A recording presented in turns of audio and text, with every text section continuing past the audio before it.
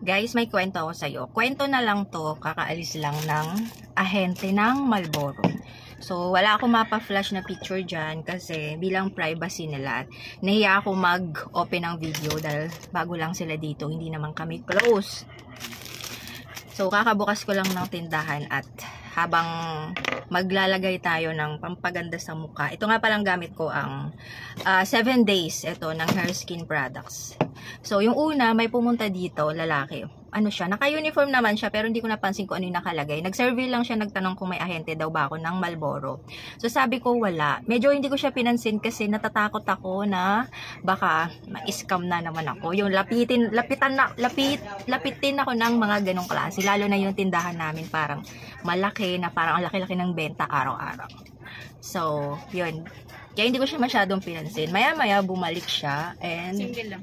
coffee ko brown.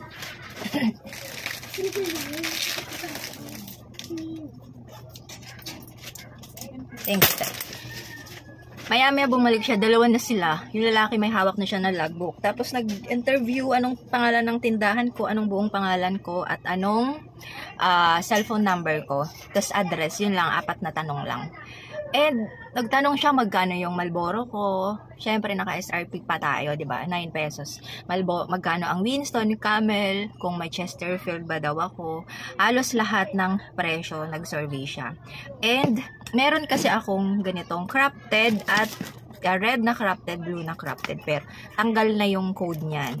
Kahit na wala akong ahente, si Jack kasi ay may ahentes at saka may upward siya. So, mga code nito ay naka-Jack na. So, kung mabenta ba to or hindi, kung ano yung mabenta, kung magkano yung nabebenta mo sa isang araw, kung ano yung malakas, syempre nga sa ngayon malakas itong Camel, naungusan na niya ang Marlboro Red ko. Dati sobrang lakas ng Marlboro Red ko, ito ang pinakamalakas, ngayon kasi ito na. So ito 9 pesos, ito 7 pesos. So lahat ng bentahan kung magkano ko binibenta, tinanong niya, ano be? And then, guys, confirm. So, pagtaas natin ito yung ginagamit ko. Ang Catedral Glutathione. Ito may sunscreen siya, pero hindi ko siya ginagamit pag-araw. Dahil mas gusto ko ang sunscreen nitong Catedral. Sobrang ganda. So, sabi niya kung, tinanong ko kung magmamahal daw ba ang Marlboro. So, positive by February. Magmamahal talaga. And, sabi ko nasa 200 yata ang itataas ng kada rim. Yun na nga, 200 pesos talaga ang itataas dahil parang palagi naman, no? Every year, nagtataas talaga sila. Minsan nga lang, December sila magtataas, January or February. So, ngayon, February daw sila magtataas. Okay, so nasa 200 pesos ang itataas nila per rim ng Marlboro. So, positive talaga na magtataas sila. Sabi ko, buti nakapasok na kayo dito sa amin. Kasi po, ang street namin ay likod pa there. Pinakadulong street yan, napakalayo namin sa kalsada. Bukod sa napakalayo namin sa kalsada, guys, ay pangit yung daanan namin, lubak-lubak. Tapos sabi ko nga na, buti pumapasok na kayo kasi dati hindi nyo ako inopen eh. Diba, kinakwento ko sa vlog ko, hindi nila ako inopen kahit na tinabangan ko sila sa labasan, sabi ko malakas yung Marlboro ko. Gusto ko ng ahente. So, sabi hindi kami yun. So, syempre, hindi naman talaga sila yun, diba? Kasi nga, sila din mismo nagsabi na, noon kasi mayabang pa kami, sabi niya, kasi nga daming customers. So, totoo yun, napansin ko yun. Porket malakas sila, hindi sila nag-o-open ng maliliit. Ang ino-open lang nila yung malalaking tindahan. Hindi katulad ng JTI na kahit pa barong-barong yung tindahan mo, ay ino-open talaga nila. Binubuksan nila, binibigyan kanila ng ahente at consignment pa yun ha. So, meron akong ahente ng JTI, ng Winston, yung Winston Camel at saka ng Mighty. Pero cash po ako. Wala na akong consignment sa kanila kasi nga ayoko na isiping utang. Tapos kay grocery naman ako kumukuha. Yung gamit ko pang kilay para mabilis ay Says Lady. So waterproof yan, matagal yan mawala. Ayun. So sabi niya mayabang daw sila noon kaya hindi sila nag-open sa maliliit na tindahan.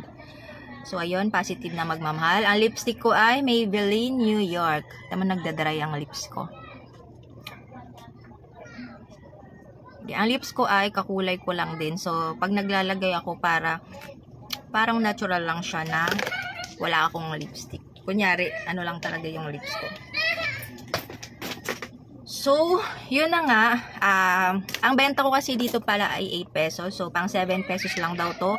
Kasi para sana tumapat dito. 7 kasi to. Pero dapat daw 6 to. Pero 7 ko siya binibenta. Ang SRP nito ay 7. Sabi niya, gagawan daw nila ako ng promo. Babalik sila sa susunod. May ahente na. So, hindi sila ang ahente. Sila lang ang nag-open.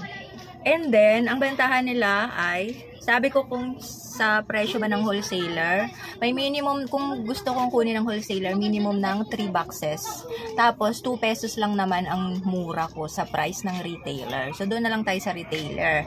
At saka, pag wholesaler ang i-open mo sa kanila, syempre, dapat wholesaler ka, may, yung may hinahanap sila permit ng wholesaler, yate, sinabi niya.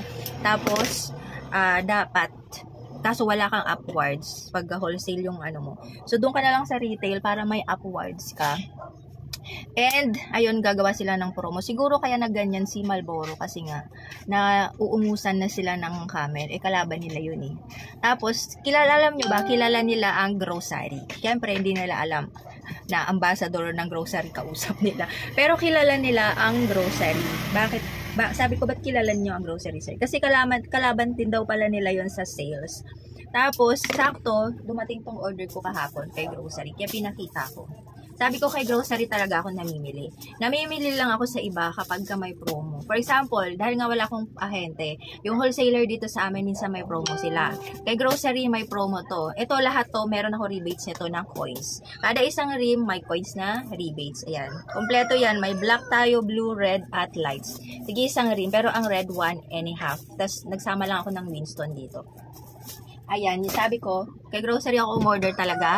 Pero pag may libreng kape kay Pure Gold, yung isang rim bibilhin mo, may kasamang 5 Copico Blanca. Ito. May natira pa sa akin. Ito yung free mo. Ayan o.